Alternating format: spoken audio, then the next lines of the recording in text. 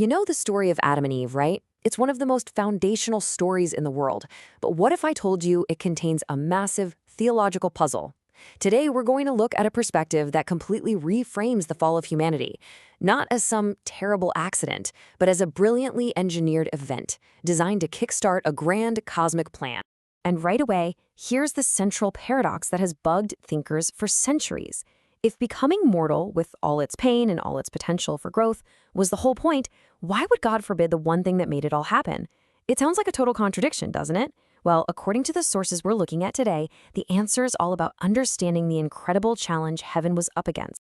You see, from this point of view, the fall wasn't just a simple mistake or a moment of weakness. No way. It was a delicate operation. The source material describes engineering this event as a massive challenge for the Godhead, something that took unbelievable skill to make sure it happened in just the right way. So, what made it so delicate? Why was this whole thing such a high-stakes gamble? Well, to get that, we need to understand the kind of journey humanity was about to sign up for. This journey, this mortal life, is sometimes called the second estate. Think of it like a proving ground. But the key word you gotta hang on to here is risk. The source really hammers home that this whole experience involved a tremendously high rate of risk for our eternal progression. And this is where you can really see that risk visually. On the one hand, the potential prize was, well, godhood, exaltation, the ultimate potential. But the statistical reality was that the vast majority would end up in what the source calls lesser degrees of glory. A huge number of casualties were pretty much expected. And this leads to an absolutely critical point. Because the stakes were so incredibly high and the chance of not reaching your full potential was so great, it was non-negotiable that every single person who came to Earth did so willingly. There couldn't be any force, any coercion. The choice to face mortality had to be a free one. Now, this whole idea of voluntary choice gets crystal clear when you look at the alternative that was on the table. According to our source, there was another plan proposed, and it came from a figure we know as Lucifer. And this lays out the fundamental conflict perfectly. On one side, you have the Father's plan. Yeah, it's high risk, but it offers the highest possible reward, and it's all built on your freedom to choose. On the other side, Lucifer's plan. Zero risk, guaranteed salvation for everyone, but at the cost of your free will. He'd force everyone to comply. That risk in the Father's plan, it wasn't a small thing. It was so daunting, so terrifying, that a full third of all the hosts of heaven sided with Lucifer. They basically said, nope, I'll take the guaranteed safety of the no-choice plan over the dangers of free will. Okay, so let's put it all together. The fall needs to happen. The risk is immense, and the choice has to be 100% voluntary. How on earth do you solve that puzzle? How do you get the fall to happen without forcing Adam and Eve's hand? Well, this is what the source calls the divine solution. Just think about the challenge from God's perspective. Step 1, the fall is essential for us to move forward. Step 2, God can't just cause it directly because then it's not our choice. Step 3, Adam and Eve acting for all of us have to be the ones to make the choice. And step 4, this is the hardest part. Their choice has to be genuinely independent, not just another case of them following God's instructions. And this is where that whole paradox just dissolves. The solution was the prohibition. Making the fruit forbidden wasn't meant to stop them forever. It was the very mechanism that made sure their choice would be their own.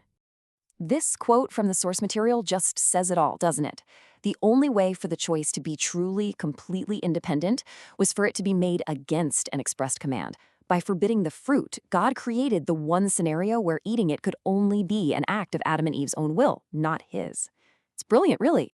But of course, this whole divine setup only works if Adam and Eve actually make that choice.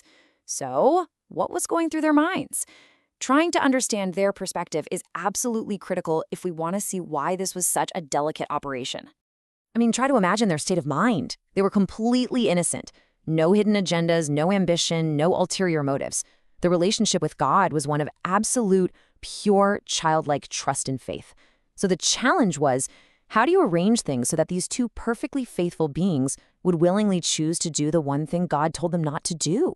And let's be really clear on this point. The source says Adam and Eve were not in on some secret plan.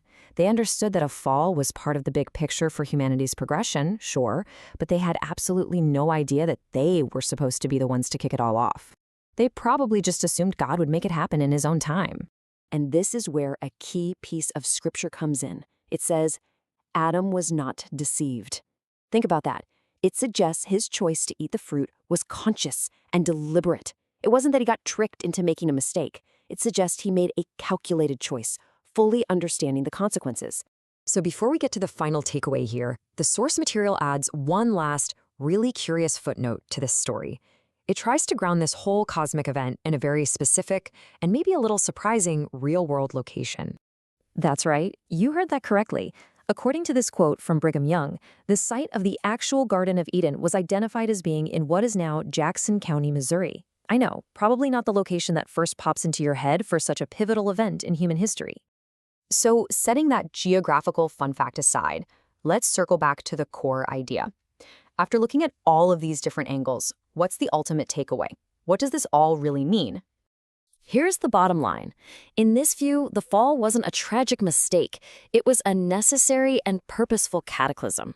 It was a step forward, not a step back. It was initiated by Adam and Eve, acting as our representatives to unlock the potential for growth and knowledge that can only be found in a mortal life.